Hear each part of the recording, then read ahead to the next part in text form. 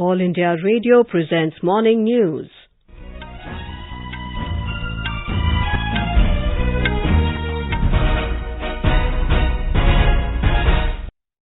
Good morning, I'm Valsa Williams. The headlines. Health Minister Harsh Vardhan says all Indians evacuated from Wuhan in China tested negative for COVID-19. Prime Minister Narendra Modi to hold talks with Portuguese President Marcelo Rebelo de Sousa in New Delhi today. Railway Minister Piyush Goyal inaugurates first phase of East-West Metro Corridor in Kolkata. Narayana Murthy's son-in-law Rishi Sunak appointed as UK's new finance minister. US Senate votes to restrain President Donald Trump from attacking Iran. And in sports, Rohan, Bopanna and Denis Shapovalov enter the semi-finals of men's doubles at AMRO World Tennis Tournament.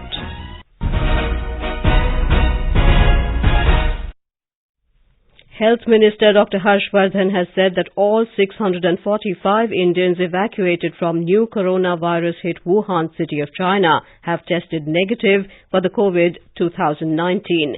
Briefing reporters in New Delhi, he said all 3 persons who tested positive for COVID-2019 in Kerala are now stable. Dr. Harsh Vardhan said agencies are monitoring the cases very minutely and have traced their contact history.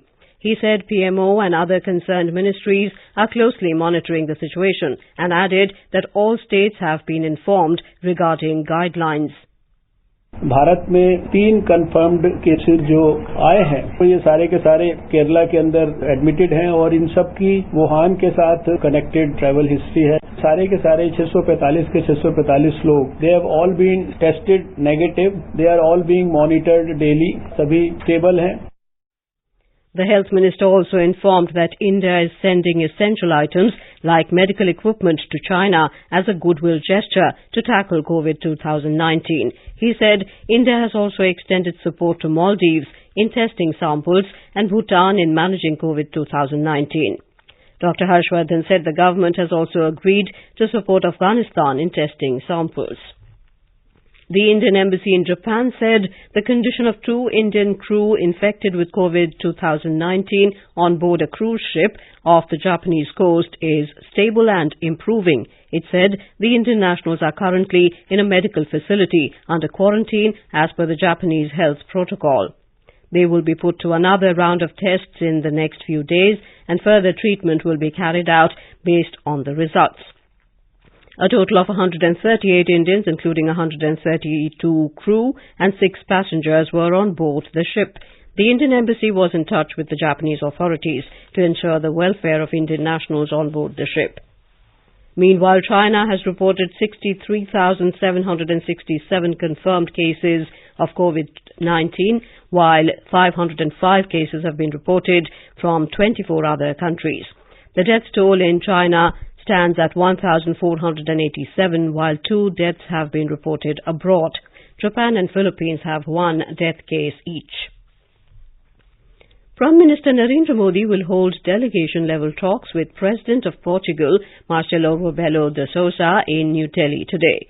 The visiting dignitary will meet President Ramnath Kovind at Rashtrapati Bhavan, who will host a banquet in his honour. Vice President M. Venkaiah Naidu will also call on the Portuguese President. The visiting dignitary will be accorded a ceremonial welcome at Rashtrapati Bhavan this morning. He will also visit Mahatma Gandhi's Samadhi at Rajghat.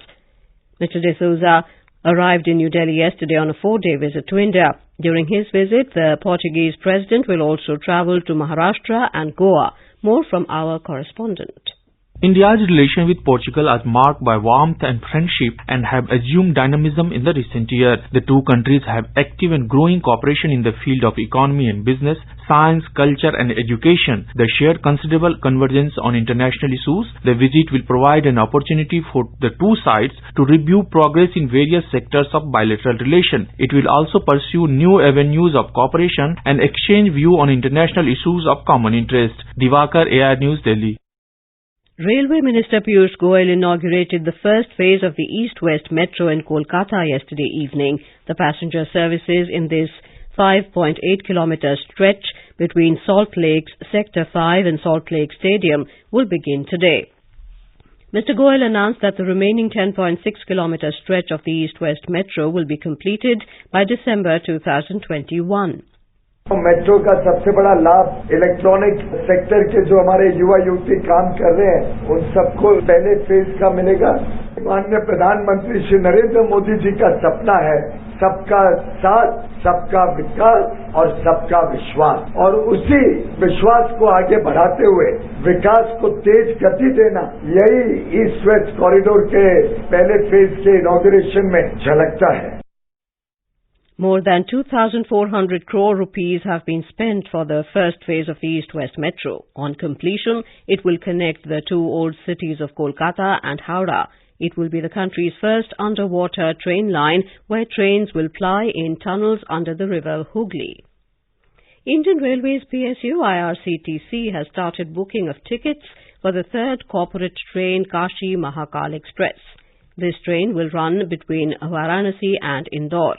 Prime Minister Narendra Modi will inaugurate the train from Varanasi on Sunday. DRM Northern Railways Sanjay Tripathi told AIR that routine continuous commercial runs will start from the 20th of this month. More from our correspondent. The train will connect three Jyotirlingas, Omkareshwar, Mahakaleshwar and Kashi Vishwanath, besides also connecting the industrial and educational hub of Indore and Bhopal, the capital of Madhya Pradesh. Chief Regional Manager of IRCTC, Ashwani Srivastava, told AIR that this train will operate thrice a week between Varanasi and Indore via Ujjain, Bhopal, Kanpur, Lucknow, Prayagraj and Sultanpur. Sushil Chandra Tiwari, AIR News, Lucknow. This is All India Radio giving you the news. For quick news updates round the clock, follow us on our Twitter handle at AIR News Alerts. Infosys co-founder Narayana Murthy's son-in-law Rishi Sunak has been appointed as UK's finance minister. He replaced Pakistani Chancellor Sajid Javid. After the reshuffle yesterday, 3 Indian origin members of parliament are now a part of Britain's most diverse cabinet, led by UK Prime Minister Boris Johnson. The 47-year-old Preeti Patel has been appointed as the Home Minister. The 51-year-old Alok Sharma has been appointed as the Business Secretary in the British Cabinet. Sharma was elevated to the role of the Secretary of State for Business, Energy and Industrial Strategy. Along with these 15 Indian origin MPs are among 65 non-whites elected to the new 650-member House of Commons, reflecting 10% of its strength. The U.S. Senate last night voted to restrain President Donald Trump from attacking Iran. The resolution, which requires Trump to seek explicit authorization from the Congress before further hostilities with Iran, passed in similar form in the Democratic-led House of Representatives. But it faces a near-certain veto from Trump after it goes back through the House. The resolution passed 55 to 45, with 8 Republicans joining the Democrats. The resolution asked the President to go to Congress for explicit authorization to attack Iran, but makes an exception for defending against an imminent threat. Back home, Home Minister Amit Shah has said the Delhi election result is not a mandate on the Citizenship Amendment Act CAA and National Register of Citizens NRC. Participating in a program organized by a private news channel last evening, Mr. Shah said controversial statements during the election campaign should not have been made, and the party has distanced itself from such remarks. He said BJP does not fight elections only for the results, and the objective is to spread the party's agenda to maximum people. Mr. Shah said BJP has accepted the mandate put forth by the people of Delhi. सिर्फ जय पराजय के लिए हम नहीं लड़ते और जहां तक परिणामों का सवाल है, मैं बिल्कुल विनम्रता से स्वीकार करता हूं कि हम चुनाव हारे हैं और एक जिम्मेदार विपक्ष के नाते दिल्ली में बैठकर बड़े स्पिरिट से ये सरकार ढंग से चले इसकी चिंता करेंगे. In Uttar Pradesh, the Lucknow District Administration has issued notices to 13 persons for recovery of over 21 lakh rupees as damages for vandalizing public property during the anti-CAA protests in the state capital on December the 19th. Lucknow Commissioner Mukesh Meshram said they have been asked to deposit the fine within 30 days. A total recovery of 4.5 crore rupees has to be made to offset the damage caused during the anti-CAA stir in the state capital. Moving on to our special series on nationwide campaign on Ek Bharat, Shresth Bharat.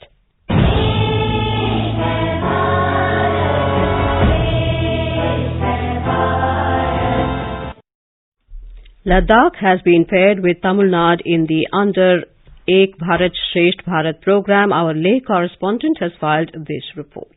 Ladakh has a unique cultural identity, and to showcase the rich and composite cultural aspects of Ladakh, UT Administration of Art, Culture and Language Academy Leh, under the Ek Bharat Shresht Bharat program, organized a cultural trip to Tamil Nadu. Mr. Changpaljor, Special Officer for Culture, Cultural Academy Leh, tell us more about the program. Jammu and Kashmir had the opportunity for cultural exchange under this program with Tamil Nadu state. The troupe was led by me, and it was comprised of around 87 artists representing different regions of the then Jammu and Kashmir state. And we have been given opportunity to perform at various historic as well as important cultural sites in the state of Tamil Nadu. Such programs basically helps in bringing people together through cultural exchanges, through song and dance. For Morning News, this is Diskit Dolma from Leh, Ladakh.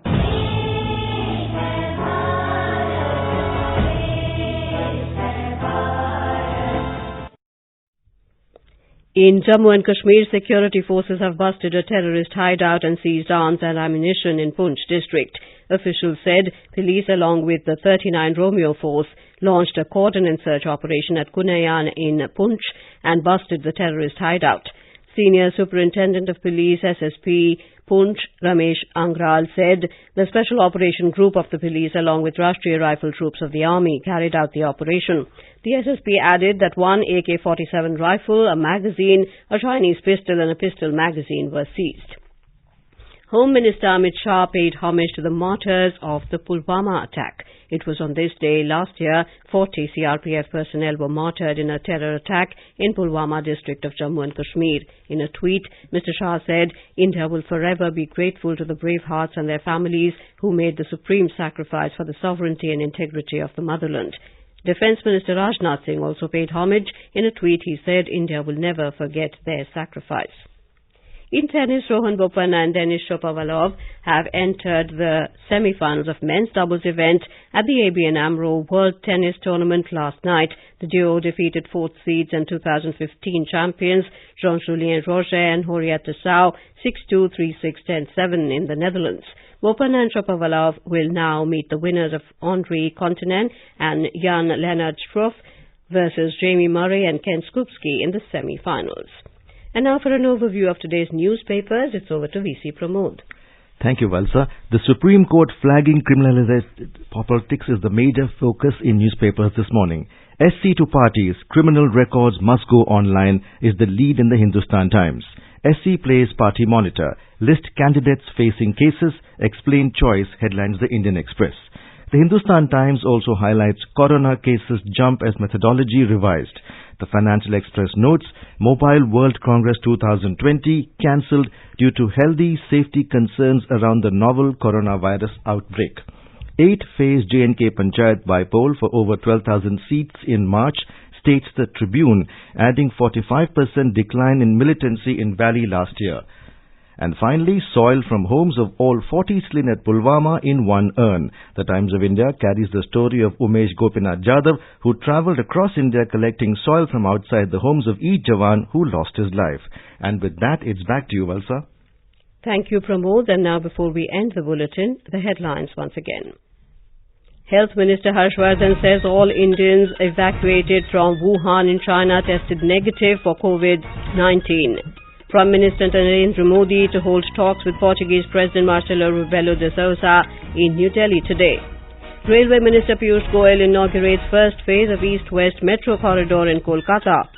Narayana Murthy's son-in-law Rishi Sunak appointed as UK's new Finance Minister. US Senate votes to restrain President Donald Trump from attacking Iran. And in sports, Rohan Bopanna and Denis Shapovalov enter the semi-finals of men's doubles at AMRO World Tennis Tournament. And with that, we end the morning news. Have a nice day.